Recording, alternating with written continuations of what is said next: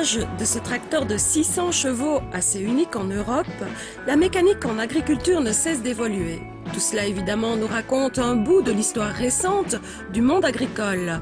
La preuve en images avec 3 tracteurs d'âges différents. C'est Ferguson au début des années 70, très simple, 2 roues motrices, tracteur qui était destiné à une exploitation de 30-40 hectares, exploitation très courante dans la région à cette époque. Puis nous avons un John Deere, 120-130 chevaux, tracteur fin des années 90, début 2000, exploitation un peu plus grande, 80-90 hectares, une centaine d'hectares. Et puis alors nous avons le Fendt 2010, beaucoup plus performant, traction sur les 4 roues, suspension en cabine, destiné aux exploitations 200 hectares, voire plus, quoi. Donc performance totalement différente. Ici c'est un tracteur qui devait coûter aux alentours de 8-9 000 euros. Et puis le Fendt aujourd'hui, on est à 160, 165 000 en fonction des options. Qu'est-ce qui change dans le dernier cri? Le système de transmission, la boîte de vitesse, c'est une boîte de vitesse à variation continue, donc on change plus de vitesse. C'est comme une voiture automatique, il choisit sa vitesse lui-même en fonction des efforts demandés. La suspension cabine, suspension pneumatique, siège pneumatique, suspension sur le pont avant, roue indépendante comme une voiture.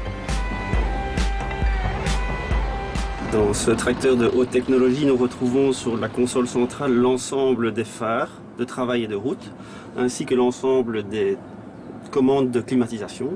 Mais l'important se trouve ici sur l'accoudoir où nous retrouvons le joystick d'avancement, mais également qui reprend toutes les fonctions hydrauliques, de cruise control et de régime moteur. Le point le plus important, celui-ci, est toutes les commandes d'hydraulique, de prise de force, de régime moteur qui se trouvent dans l'ordinateur central.